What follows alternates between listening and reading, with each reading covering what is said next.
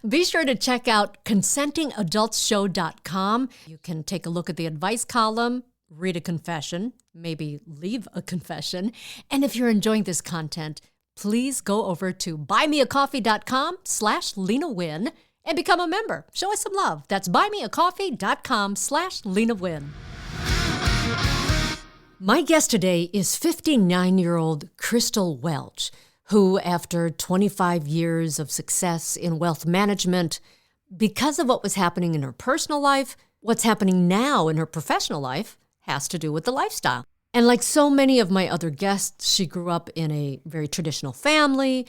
She was married, probably not happily, and then she got divorced. And after being single for 10 years, she found the lifestyle, and she found her new husband in the lifestyle. Love the story of how she found him. So, Crystal, thanks for being on here and sharing your story. You were married. I'm assuming it was like traditional monogamous marriage? Very.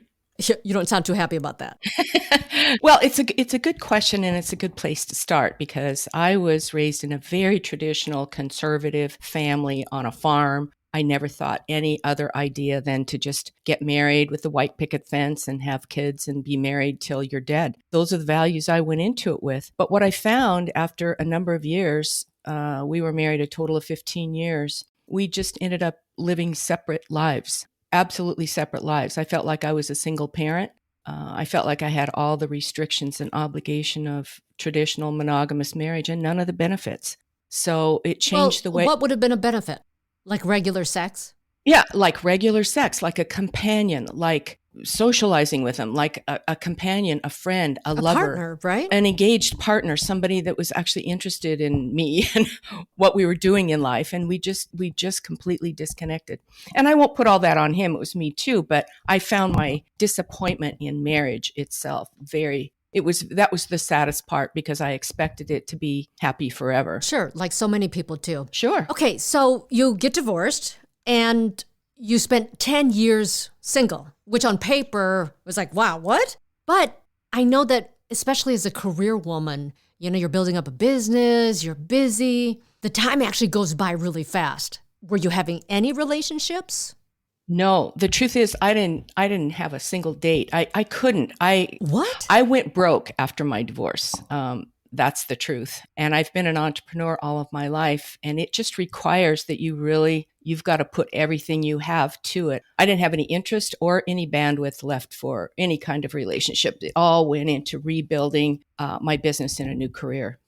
Okay, so 10 years, not one date. Not a single one. So I'm assuming no sex? Yes, that's very true. Really? You were celibate for 10 years? I was in fact. And I'm deeply sexual. So, hold on. What did you do? well, you invested in battery power, right? Exactly. Yeah, there's a certain amount of that. But yeah, I think I heard a comment from somebody yesterday that said, the truth about women's sexuality is the more sex we have, the more we want. Yeah. And the more we don't have, the more we don't want. I agree. And so past a certain point, when you're focused on building a business and doing other things, it's not on the radar screen. And that's how it works. I mean, I didn't set out to do that. That's right. Just that I just only had energy for so much. And it didn't include that. It becomes like not a priority, it's like down there at the bottom of your list of 100 priorities. So I get it. Yeah. So after 10 years goes by, you meet with success, you're doing well. At one point, you probably realize, hey, it would be kind of cool to have a partner in life, right? That's exactly what happened. And I started looking around thinking, now I've rebuilt everything. I've got, my business is booming. I've got the house I want. Everything's working. Now I would really like to see if it's even possible this lifetime to have a companion. I didn't want to get married again. I never thought I would marry again because I thought marriage was synonymous with monogamy. And so I staked a claim for what I wanted right then. I hope your listeners, they'll probably laugh at me or the ones that remember, but I put a little 2-line ad on Craigslist years ago saying, I'm a busy professional. I'd like to have an occasional companion, and the right kind of man for me would be a cuckold male. Oh, you put out an ad for a cuck? I did. Well, hold on, because even now it's still so taboo to talk about, but 10 years ago or however long ago It was, that yeah, was? it was 8 years ago. It was 8 years ago. Okay, so did you get responses? Yeah. Interesting thing about Craigslist, you could put any old thing up there and you get 400 responses from men, but I'd leave it up only like 15, 20 minutes. So that's how short the Oh, window was. And wow. one of those responders was my current husband, and we just hit it off. And so our dynamic agreement, at least in its basic form, was set from day one.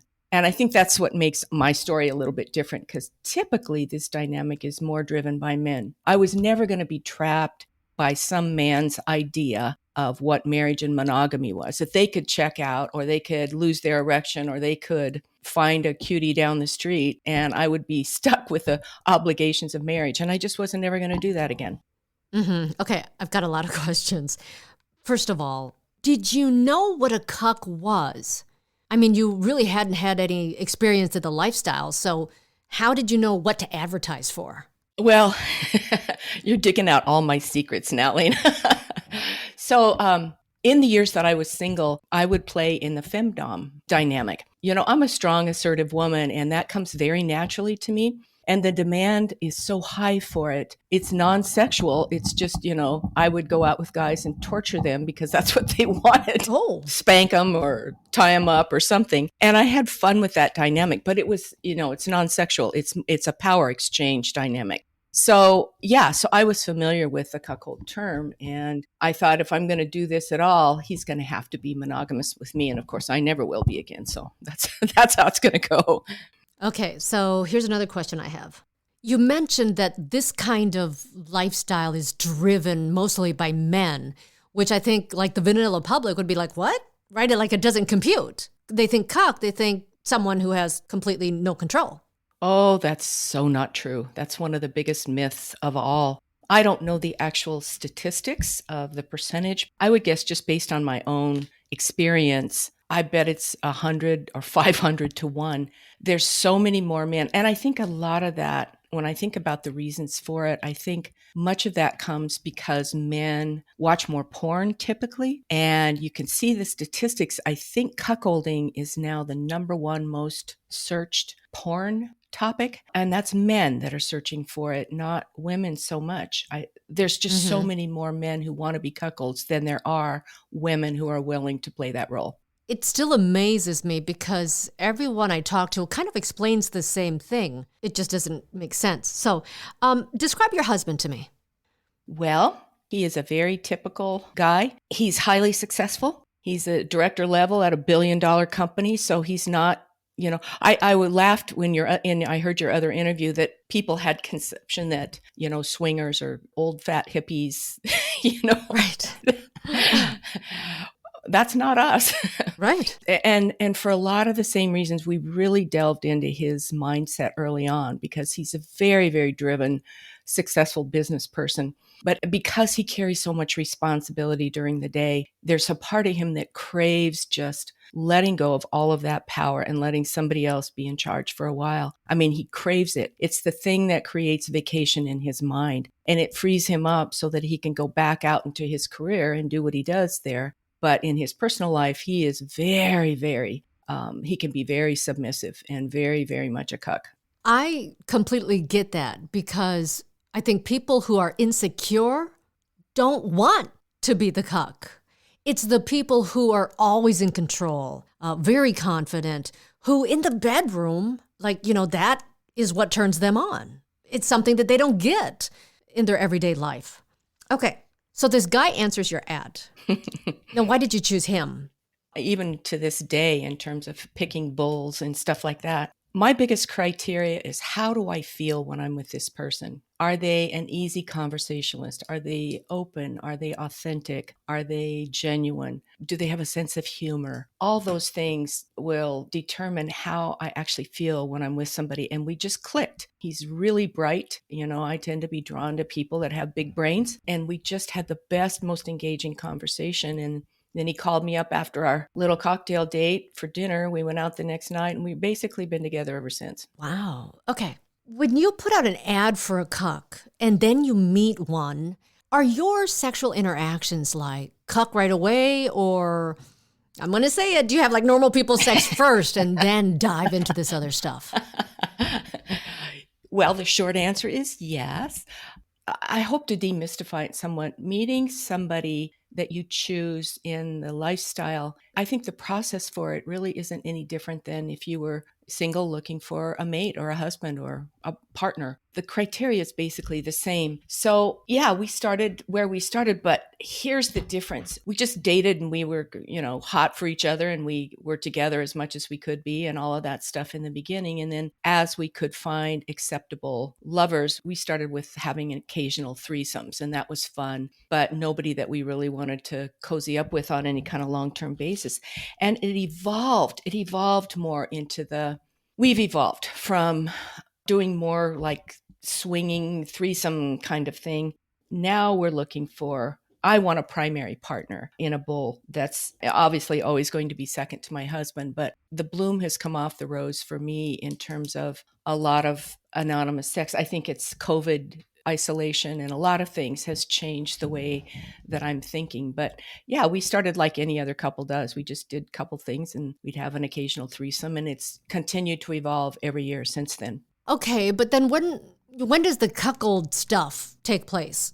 So all of this has to be thoroughly discussed with your prospective lover, because obviously one of the main things that comes up in a cuck dynamic is if the bull is 100% terrified that there might be some male touching of any type, they typically make that clear right in the beginning. Or if they're okay with it, many times they'll make that clear right in the beginning.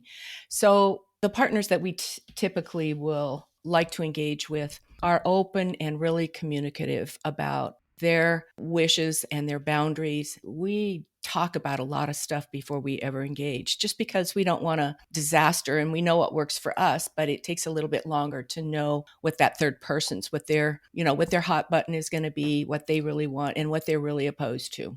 Okay, so you said that you get together like any other couple, you're like a traditional couple, and then you start exploring the lifestyle. You started swinging, but when does the actual cuckolding activity, when does that stuff start? Did it start pretty much at the beginning? It did. And again, it was 100% dependent on the bull. One of the things that trips my husband's trigger is he is very, very much into erotic humiliation.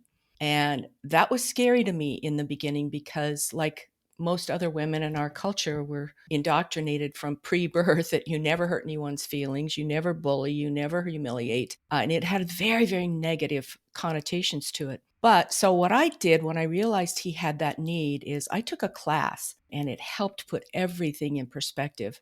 A little education goes a long way, trying to understand why people are driven to do some of these things, what they're needing from it, what they get out of it. And so that's where I started. And once I understood that it wasn't about trying to make him feel bad, it's what erotic humiliation really is it is a way to rewrite sexual shame. So issues that somebody might have sexual shame over, like maybe some bisexual touching or being submissive to another man, those things are all in the realm of erotic humiliation, especially for a strong man like my husband, where he has to subjugate himself in favor of a stronger bull. That is the stuff of erotic humiliation. It transmutes sexual shame into eroticism. Okay. And now for us simpletons, Crystal, give me an example of what you're talking about. Okay.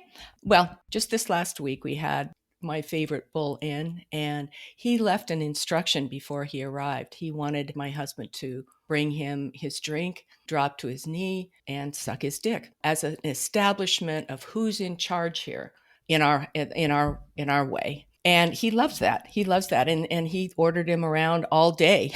and it was fun for all three of us. Okay, so from what I've heard from other guests who've been on the show, like the small penis humiliation thing. So is that just like a part of it?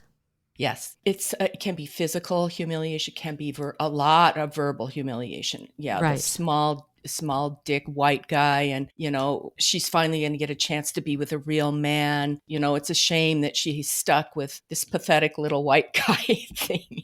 And that sounds terrible to people that don't understand what erotic humiliation really is, but it just lights my husband up. He just loves it. After we have some kind of scene like that, he feels like he's been on a month vacation. That's exactly what it does for him. Okay. Has this changed? I mean, obviously, when you spend time with someone, the more time you spend with someone, the more your relationship changes and evolves.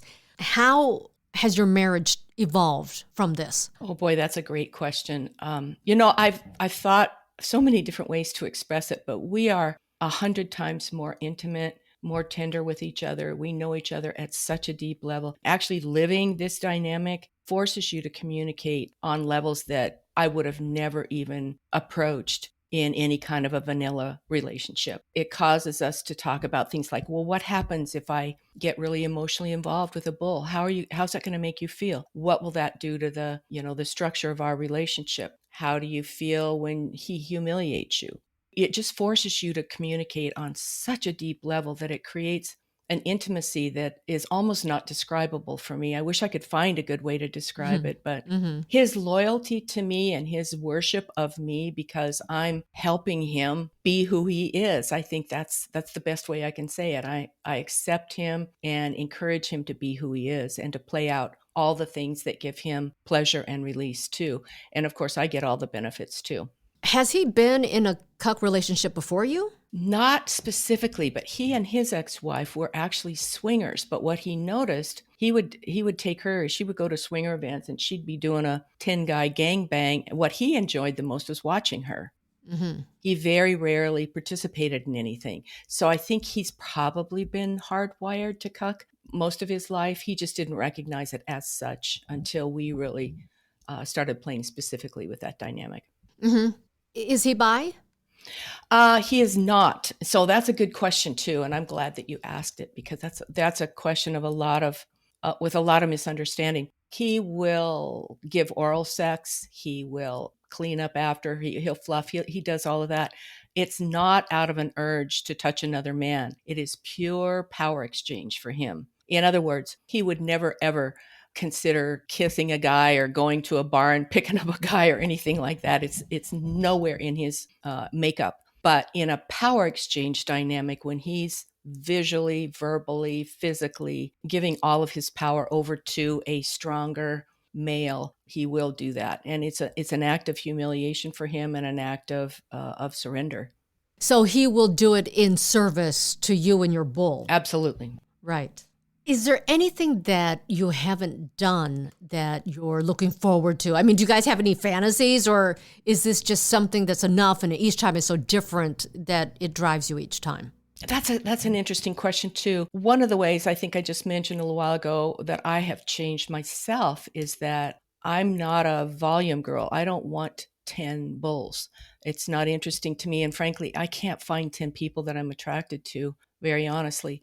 But I feel like I want more connection now since I've been very isolated with COVID, like many people have been.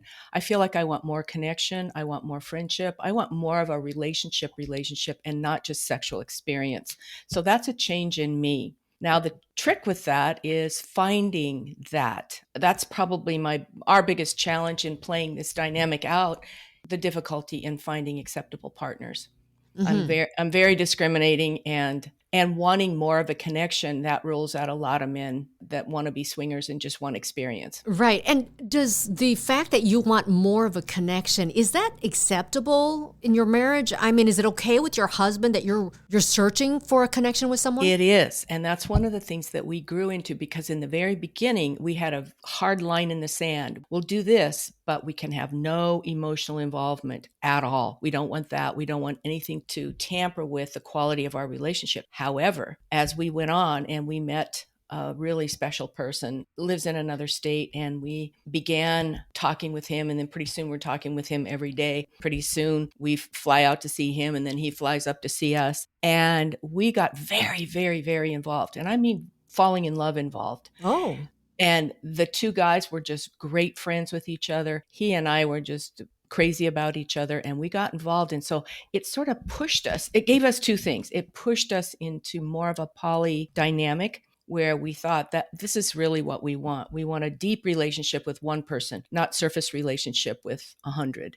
The second thing it did for us is it was a clear demonstration of compersion. For those of you who aren't familiar with that term, compersion is the opposite of jealousy. It's when you're genuinely happy that your partner is receiving pleasure or being happy for that, not being hurt from that. So he demonstrated that he has that capability. And so it changed our calculation when we knew that we could step that far into it and it wouldn't blow up our relationship. That's a whole new world for us now. So we accept the fact that human beings have capacity to love more than one person. So you found something that brings you a lot of joy, but what else did it do? Because now you also try to help others. Yes, and that's, I spent most of my working career as a wealth manager in the divorce arena. So I'm very, very just like you're over inundated with murder and mayhem.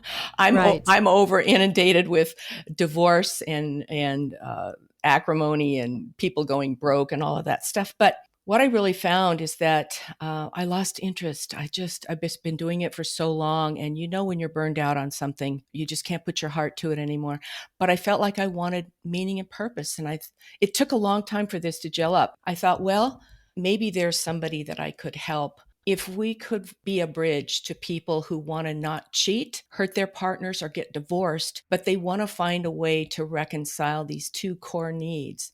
The core need for safety and security versus the need for change and excitement. We all have both of those needs. And I think the intersection of how people resolve that will determine if you can find a positive and healthy way to resolve those two needs. Because if you may not be feeling both of them now, but at some point you will. If I can prevent one divorce or one affair by helping people find another way, by learning how to communicate deeper, by acknowledging the fact that they have a need for adventure as well as their need for safety, that's a mission that I can get behind. So that is my whole purpose now.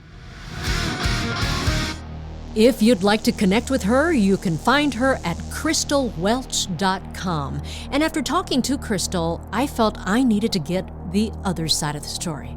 I talked to Crystal's Cuck husband, and that interview is coming up for Cuck Week, which starts January 25th. Next week, on Consenting Adults, someone who's been living a secret life and has told no one about it until now. In case I see someone I know, or if I need to get out of the situation quickly, there's still the man part of me that doesn't completely let me go to my woman persona. That's next time on Consenting Adults.